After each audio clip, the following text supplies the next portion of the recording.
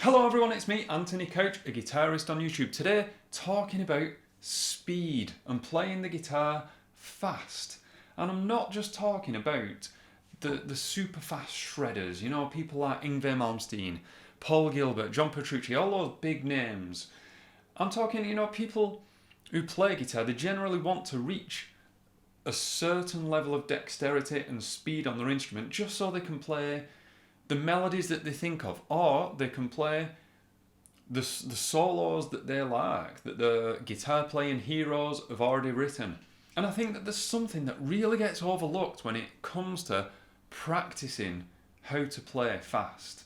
Of course, there's this thing, the metronome. I'm going to talk about the metronome today, but I'm actually going to be using a looper instead today, because what I'm getting at here is that there's a bit of a misconception when it comes to fast guitar playing, that you would think that the song itself has to be fast and it's going to have to be some full on, and then you all the super shred stuff up there. It's not always the case. Think of a slow song, a slow ballad. You can still play super fast stuff over that. Think about Fade to Black by Metallica. That's a slow song, but there's some extremely fast lead guitar in that. Because what I'm really getting at today is this concept of subdivision. And if you don't know what I mean when I say subdivision, let me just briefly use the metronome before I use the looper. So all I'm going to do is I'm just going to set that ticking, and that's ticking, okay? And I'm going to play a D minor pentatonic scale, and I'm going to play one note per click. I'm going to get it wrong first. D minor pentatonic in position 1. I'm getting that wrong. That's not a good start. Here we go.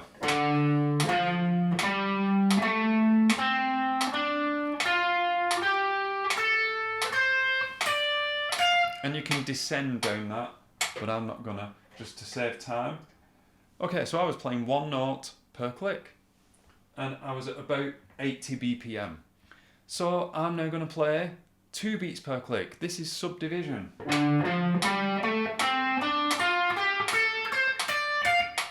Descending.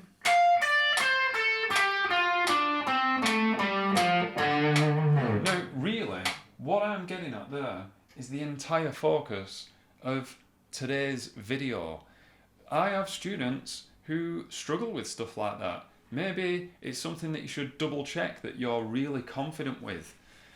That you hear a beat, but you're subdividing within that beat. So this is going tick, tick, tick, but this is going tick, tick, tick, tick, tick, tick, tick. That's essential for playing fast passages over slow songs. You don't always have to have a 200 BPM piece of music just as an excuse to play fast guitar music over the top.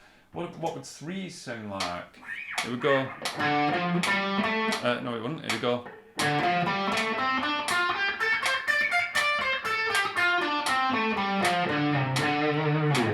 One and da ba ba da ba ba da. 1 2 3 1 2 3 1 2 3 1 2 3 1 2 3 1 2 3 1 2. 4s. 1 2 3 4 1 2 3 4 1 2. So for every click, there's 1 note, 2 notes, 3 or 4. Using a looper or a backing track is an even better way of practicing this, because it makes it instantly music. It sounds musical. Now I've got a weird setup here. I have to use my hand for the looper pedal. Okay, I've got a D minor chord on loop. Let me just stop that while I talk. So a D minor chord on loop. And all I'm going to do is, first of all, determine where the beat even is. Where is the beat though? Let's listen to that.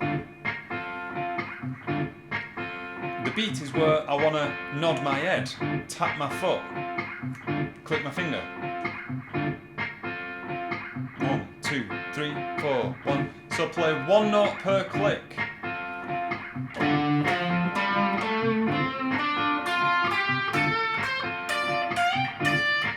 It's hurt. You know, the reason why I'm suggesting a looper or a backing track is because it's so hard to not try and make it sound musical. It becomes a lot less mechanical with the tick, tick, tick, tick, tick, tick, tick, tick, tick, tick. As soon as there's a groove, it just forces you to think about things like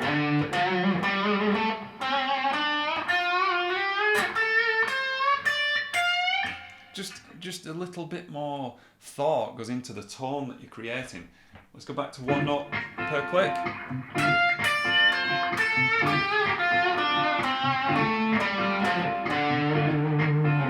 Two notes per beat. Yeah.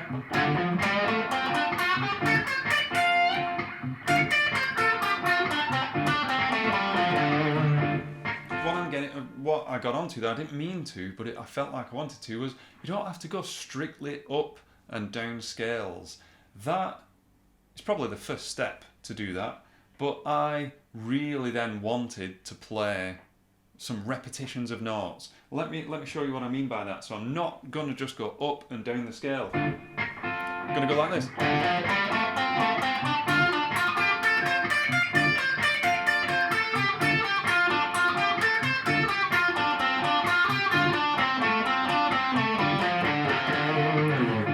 And it's that's going to build up your fluidity on the fly during an improvisation. That your brain is speeding up just at the same time as your fingers. It's the same process, the muscle memory, it all comes together. That you play, when you're playing, your brain needs to know what you want to play. Sometimes that's milliseconds in advance before you play it. So you have to speed both up at the same time. So mixing the notes up, that's when you know that you're really internalising this stuff. Even string skipping as well.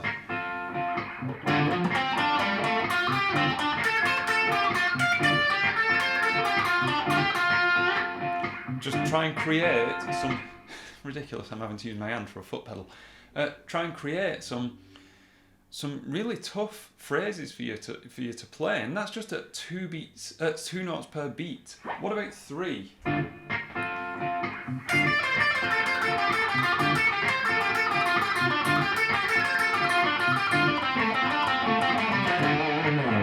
Or upwards.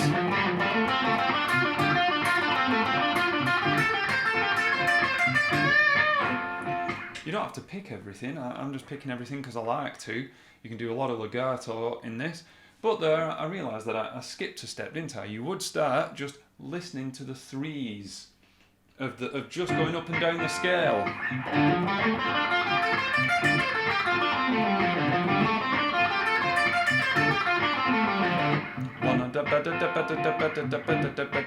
What about 4s? See that?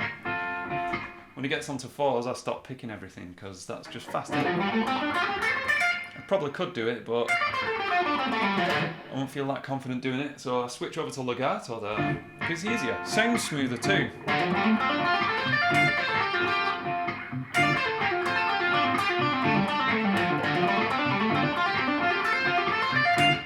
Adding little sequences, but just on a basic level, go up the scale and down it.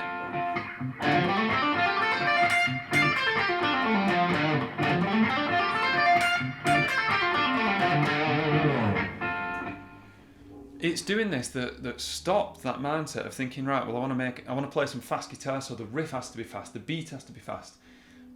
You learn about subdivision, you get it under your fingers. It means that in real time, during an improvisation, you know how many notes you're playing per click. Of course, over time, this all becomes subliminal, unconscious, subconscious. Not you can't play the guitar unconscious.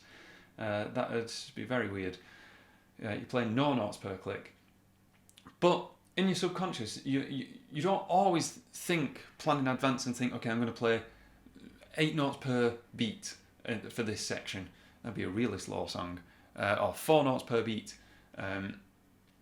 You've just built up the muscle memory like you did this and this.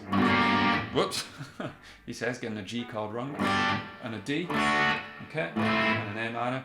You built that muscle memory and you've got your chord progressions to where you plan them in advance without really thinking about it. It's the same with this. You just know what you're going to play before you play it. We've just done a minor pentatonic scale there. What about something with a bit more pizzazz? A D Dorian.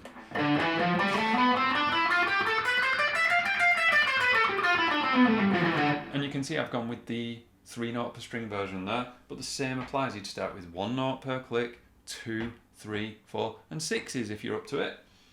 And it's going to sound musical because you're doing it to a looper or a backing track. Doesn't matter how fast the backing track is. Go on YouTube, type in backing track, and don't be put off if it's like super fast, hard, heavy rock, and it's dead fast. Just play 1 note per click, 2 notes per click. You don't have to keep up with your triplets or your semiquavers or beyond.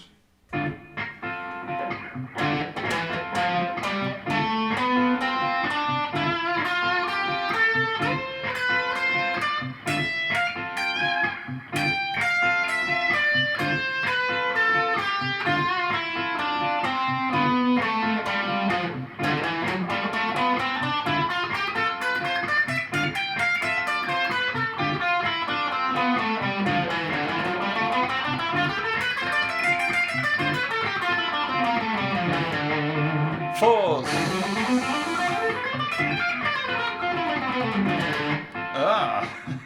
Sixes with legato.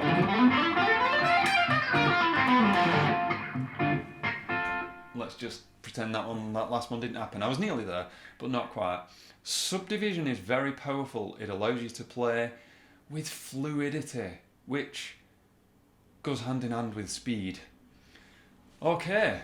Very technical one today. Didn't do any analysis. Maybe do some analysis next. I don't know. I never know what I'm going to film until I sit and set the camera up. So hopefully you enjoyed this one. Give it a go. Give yourself a subdivision exercise and add it into your practice regime. Thank you very much. I have been Anthony Couch. I'm going to jam out on D minor chord, and I'll see you in the next video.